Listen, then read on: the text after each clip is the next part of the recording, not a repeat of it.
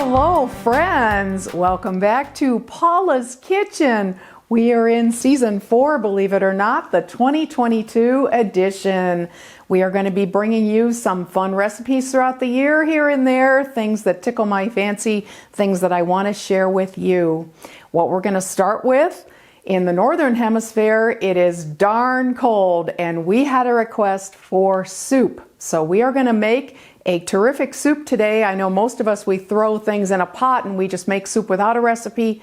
But this one is a fun one that calls for a recipe. Can't wait to share it with you. But first, check this out. What do you think? This is from Siobhan over in New York City. I got it at Christmas time. My first time wearing it. Absolutely love it. Thank you, Siobhan. Whew.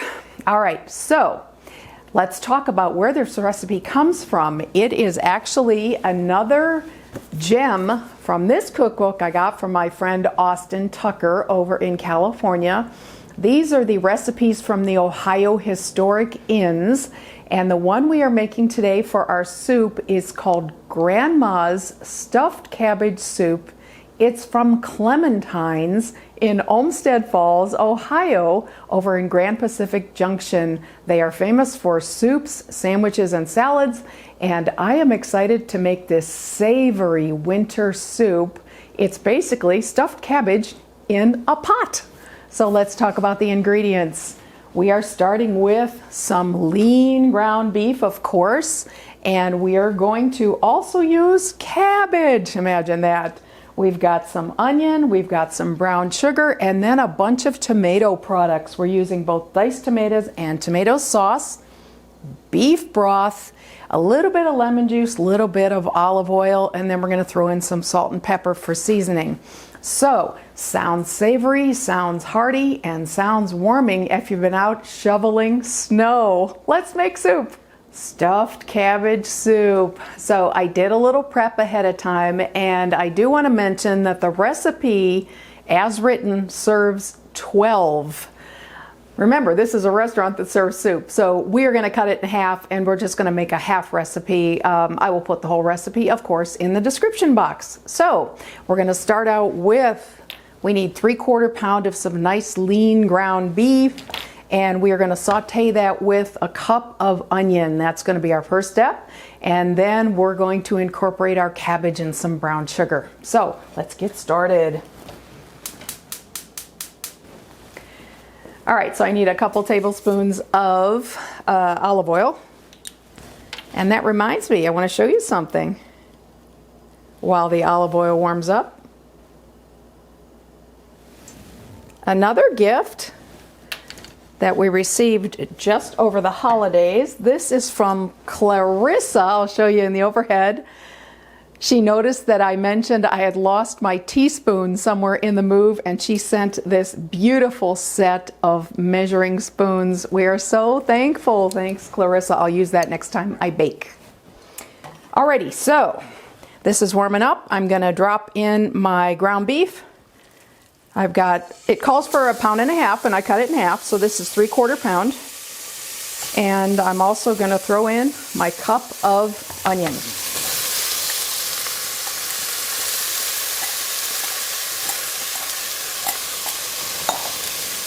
All right, pick up my favorite spurtle, give that a stir.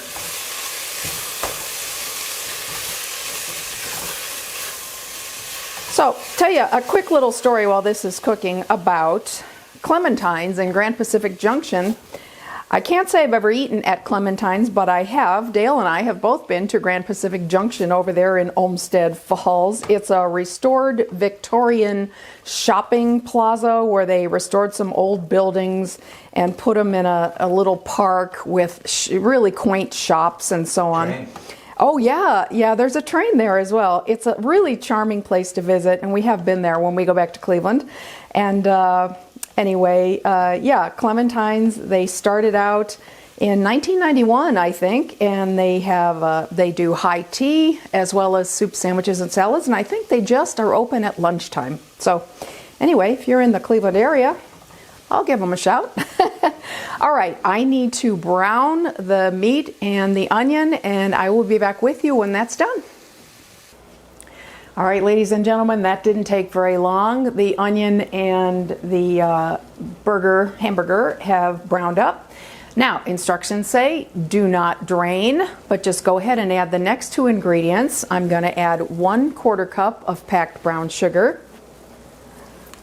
And I measured this out a little bit ago, so it's kind of stuck. There you go. And a 1/2 head of cabbage diced. So we like hearty soups. I didn't dice it very small. And this is nice, fresh, beautiful cabbage. You know how cabbage cooks down. All right, so that needs a good stir before we start to add all our tomato products. So let me incorporate this. Oh man, I was telling cameraman Dale as I was prepping the cabbage that cabbage is not something I cook with very often, although I'm a huge fan of coleslaw. All right, that looks like my brown sugar got incorporated nicely. And next step is all my liquids. All right, let me check the recipe, make sure I've got this right. I need a can of diced tomatoes. Ooh, those look good. Then I need 2 cans of tomato sauce. Contadina is always my personal favorite. Drop that in and let me, all right, that's one. And then here's the second one. And then the last liquid ingredient is going to be 2 cups of beef broth. And then, interesting, one last thing, it calls for just a smidge, a 1/2 tablespoon of lemon juice. As if tomatoes aren't acid enough, huh? Alrighty, there she goes. Let me give that all a big stir. And then this needs to simmer and all those flavors blend for an hour to an hour and a half. So this is one of those soups you can start, mid-afternoon and have it ready for supper. And then the final step, once it's simmered and all blended and wonderful, we'll drop in a couple cups of cooked rice. So this looks beautiful. Let me bring this to a boil, and then we're going to drop a lid on it. Well, folks, take a look. Cameraman Dale was over here with his nose in this pot, and he said it's making his stomach growl. We are excited about this soup. So it's got a nice big rolling boil going on now. Look at all those savory ingredients. It didn't tell me to salt and pepper it yet. I'm going to do that at the end once I give it a taste. But right now, I'm going to turn the heat down to simmer. I'm going to cover it, and we will be back with you. I'm going to go for an hour and 15 minutes, and we'll see how it looks.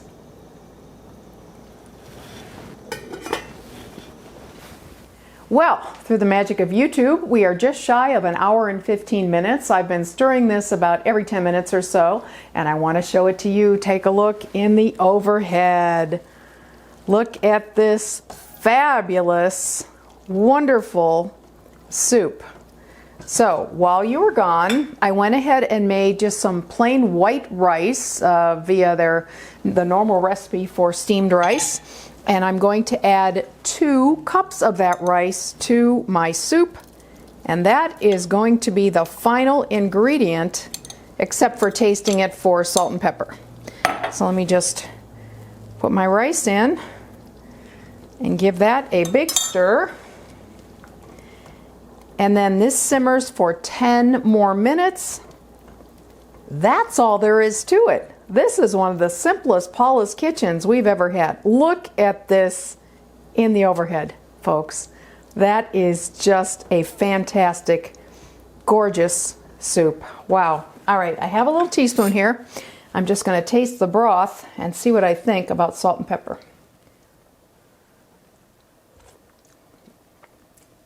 Oh my gosh, that is so unbelievably savory. It doesn't need much. Doesn't need much. Yummy. I'll put a little salt and a little pepper, and we're gonna simmer this for 10 minutes, and we're gonna call this good. Wow.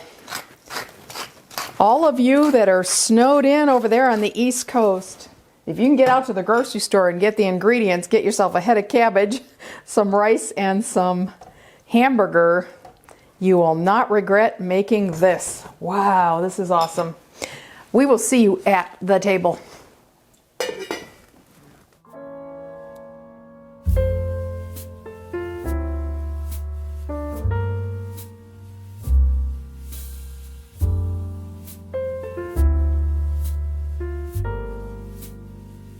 Ladies and gentlemen, it is time for us to sample this amazing soup, and it tells you in the recipe to serve it with croutons, but I actually thought for this savory soup that I would make some rye toast. So we're gonna have rye toast along with our soup, and we can do some dipping, and I just think with cabbage, rye, it all goes together. The smell is amazing. I'm gonna let you do the others. I can't wait. Please go first. I can't dilly-dally anymore.